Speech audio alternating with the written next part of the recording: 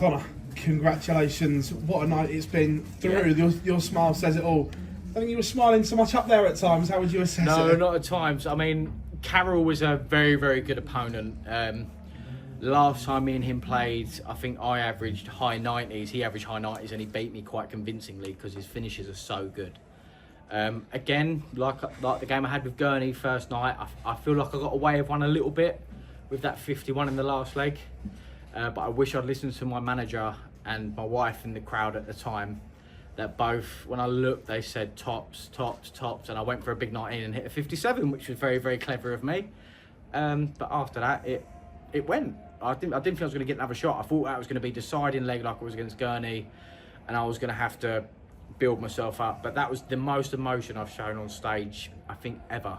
It wasn't so much like that picture up there, but excitement, happiness is what I normally show up there. But that was more grit, determination. I was large in it, which I don't normally do. It's not normally a bit of me, that, but just winning that game meant a lot to me, and I knew every leg, every double, that really, really counted for me for the rest of this season. I mean, I missed out on the Players' Championship final, so this is massive for me, this tournament, because I'm not in the other major. So it's hard work for me. It's really, really hard work, and I'm glad to get through the group. Really, really glad. When you hit the 57, what goes through your mind at that point, knowing what's on the line, as you just said there? Oh no. Just an oh no. I threw quite hard, quite aggressively a lot of the game. Quite a lot of my darts went high because I threw quite hard and quite aggressively. And I think that was another story with the 57 when I hit that on the 51. I should have taken it a little bit easier, but I didn't. I tried to power it in there and it didn't work. But luckily I got a chance to rectify it. But in other games you're not so lucky, so I won't make that mistake twice. Getting out of the group, has this almost rescued your season? Because I remember speaking to you that it could have been disappointing. Obviously, Minehead it wasn't there. Yeah. The Worlds was looking dodgy at one point. Now you're safely at Ali Pali. You're at the group stage. You've almost covered the money that you've lost. Very nearly, but obviously a lot of the people in my position in the on the Pro Tour, their goal every year is to make Ali Pali and make the Players' Championship finals. So I failed in one of them. I'm I'm glad I played well to get through the qualifier, but I should have been in the Players' Championship finals, and obviously I've been in the Worlds. But that's one of those where that's my mistake. I've missed a few decent chances towards the back end of the year that I should have had. And I think that was where I had so many hard games at the start of the year. I was expecting every game to be hard. But when you take a step back and have a proper look at it, it's great getting through this. It's done my, like you said, it's done my season the world of favours. So I'm not going to be losing my tour go for a little while yet. Not a Challenge Tour player again just yet. Congratulations, mate. Thank you very much. Congratulations, Connor. You mentioned there about the emotion you showed up there and how you used your grit and determination to get through that. How important is it for you that you can prove in a situation like that where it goes so horribly wrong, you can compose yourself and recover and win? It's very, very important. I mean, I'm a big believer in if you're a bit nervous, if you show aggression, it's very, very hard to be aggressive and nervous at the same time.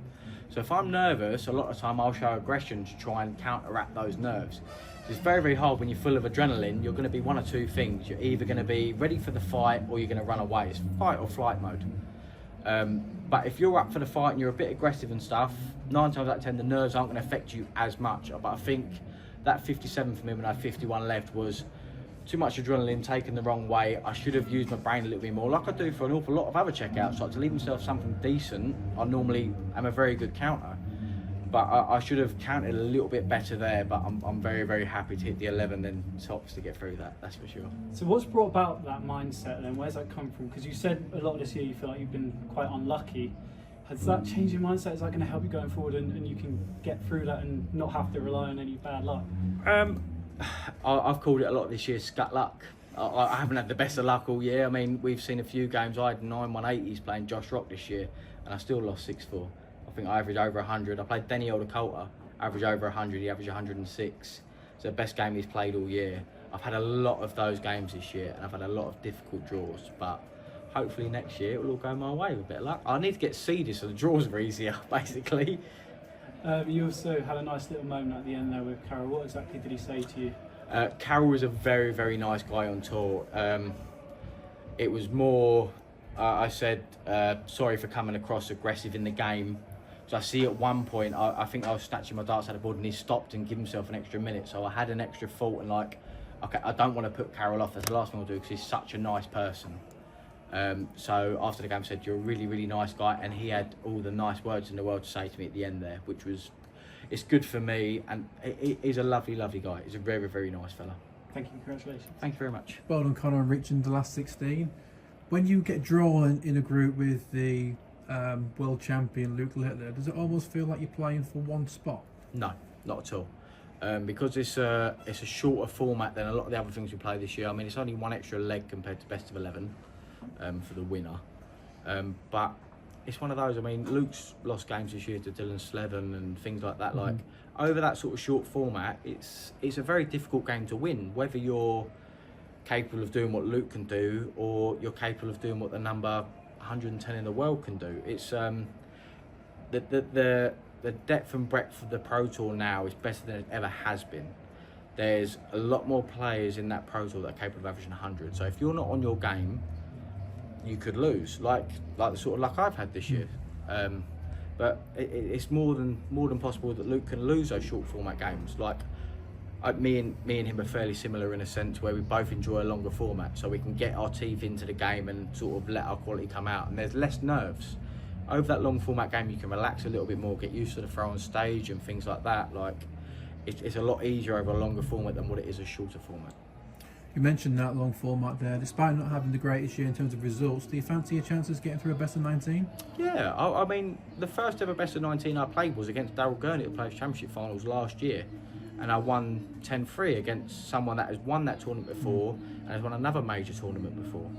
So over that sort of format, I think I'm more than capable. I mean, I played Dirk, lost 10-9, but it was a very good game, very close game. So if I show what I can do, I think I'll be more than fine. You said that's the most emotion that you've ever shown on stage. Is that something that we can expect a little bit more going forward? I hope not. It was more of a nerves thing. I think last year's game played on my mind in the practice room a little bit when I played Ross Smith, but that was a last game on, which obviously I get here fairly early, so I get here about 4 o'clock in the afternoon, ready to play a game for 9, half 9. So I'm here practicing, preparing myself ready for the game. But that 5-0 against Ross, I think it stuck with me a little bit, so I do things differently now. So rather than standing up there the whole 5-6 hours, I sit down, I take a break, I chat with my wife, I chat with my manager, and I practice with Gary Anderson, funny enough, which helped me a lot today, I think. How was he throwing in practice? Gary was throwing extremely well, as he always does. I mean, I think we played 1-2-1, go out in 9 darts, we started on 0 live, so if you miss, you go back to 1-2-1. We finished everything on +4 lives, so which is very, very nice. Cheers, Conor. Well done tonight. Thanks very much. Thank you very much. Conor, you were fantastic on the floor last year. Do you just put it down to bad luck that you weren't able to replicate that this season? Yeah. I mean, I hate to put it down to bad luck. It seems like a cop-out from myself, but it's really not. I mean, I think my average this year is probably decimal points away from what it was last year. When I got my tour card a few years ago for the first time, I lost it after 2 years, but ever since then my average has been slowly but surely creeping up, especially on TV. It's been creeping up as well, but compared to when I first started, my average is a lot higher now. It's not like I'm in a bad bit of form, it's more so results haven't gone my way for a lot of it, and then a little bit of a confidence issue halfway through the season, but I rectified that on the rest of the season, but just hasn't gone my way. But I'm looking forward to next year. How did that affect you mentally, not making the players, especially after reaching the quarterfinals last year? Not so much after I qualified for this. It would have affected me a lot more. Like, I knew those last 2 Pro Tours and that Grand Slam qualifier was going to be massive for the rest of my season. I feel like I was quite fortunate to get past Bradley Brooks. He averaged over 100, I only averaged 97. It was a good quality game to get into the World Championships in the very last spot, which was great. But then I sort of carried that on the next day, and I felt really good going into the Grand Slam qualifier. So I've tried to hold on to what I'd done that day. I've tried to sort of nail down what I did that day to continue on for the rest of the season. Like for darts, like when you miss by millimetres, you miss by miles. It's a very strange game. So being able to not hit a 60 and score a ton, there's a difference between winning and losing sometimes. So trying to hold on to a feeling that you had on a certain day can make miles when it comes to rankings. It really can. And what is your ceiling? Do you think you can break into the top 32? I think I'm more than capable of doing that. I mean, if you look to last year, I mean, over a best of 7 game, which is only 2 legs more than a best of 11 you play on the Pro Tour, I averaged over 120. And I missed 4 darts at double and didn't hit a single 180 in a game. So to have that 120 average in a competitive match that's live streamed and on another broadcasting network is great for myself. I know my ceiling is there. It's more so just making sure all the stars align and it comes out more often. Thank you. Thank you.